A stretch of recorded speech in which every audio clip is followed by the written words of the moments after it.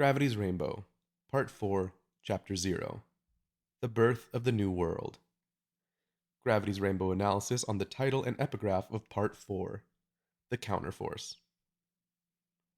Part 4, The Counterforce.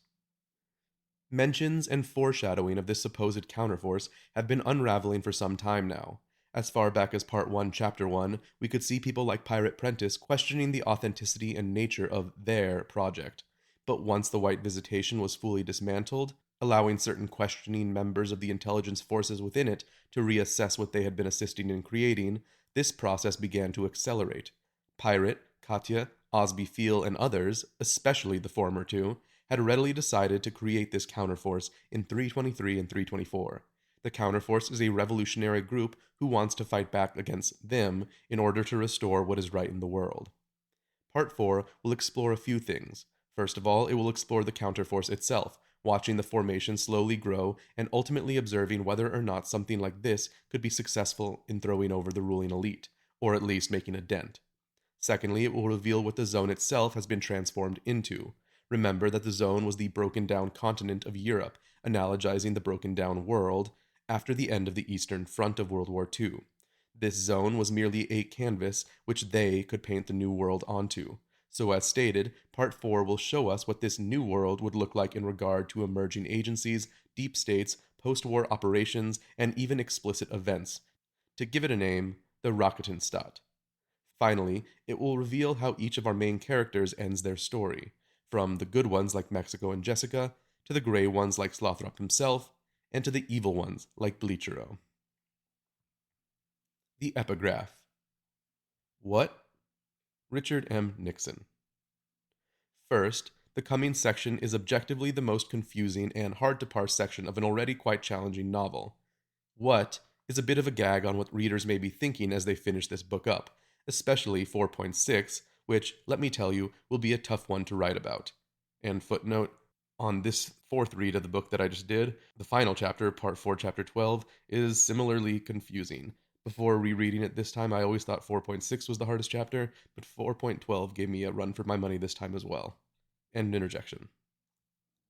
Secondly, someone like Richard M. Nixon, a man who would have immense power and who would help conduct immense evil, saying "what" right after our group the Counterforce is introduced, could be a bit of a joke as well, seeing that this is likely how most politicians would react, in an "oh fuck" sort of way, if they were told that someone was coming to overthrow them.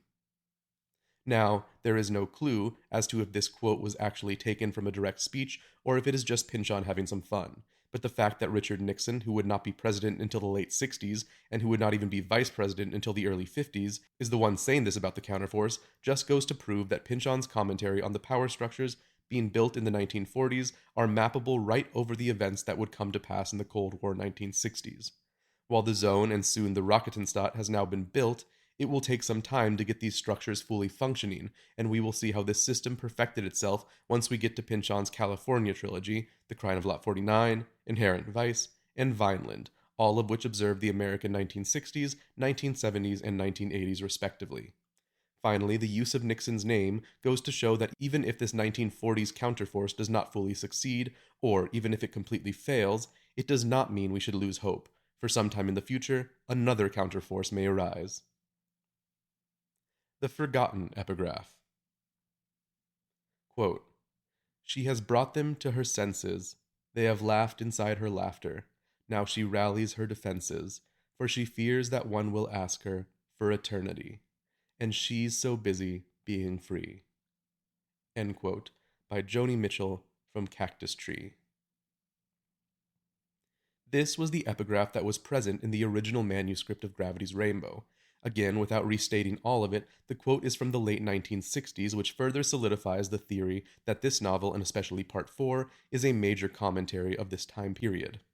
But more importantly, the quote inspires a hope for unbound freedom.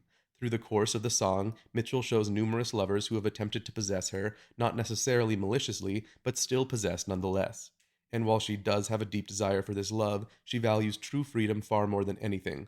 Similarly, the counterforce is rallying their defenses, and those within it are ready to let go of all they had ever loved in order to bring this freedom to the world. We saw the difficulty in letting go of this love in 325 when Pirate was beginning to realize all he could lose in the process. For instance, when he realized that, quote, no one has ever left the firm alive, no one in history, and no one ever will, from 325, end quote. But as he and Katya looked above them and saw the weight of the world's sorrows resting on their decision to form this counterforce, they decided that the freedom for the world is worth the loss they may endure. That's the end of Part 4, Chapter 0. I'll see you next week for Part 4, Chapter 1, which is probably my second favorite chapter after Part 3, Chapter 24. It used to be my first favorite chapter, but upon this reread, the Part 3 one took the lead. So I'll see you for that. Thank you. Go listen to Cactus Tree.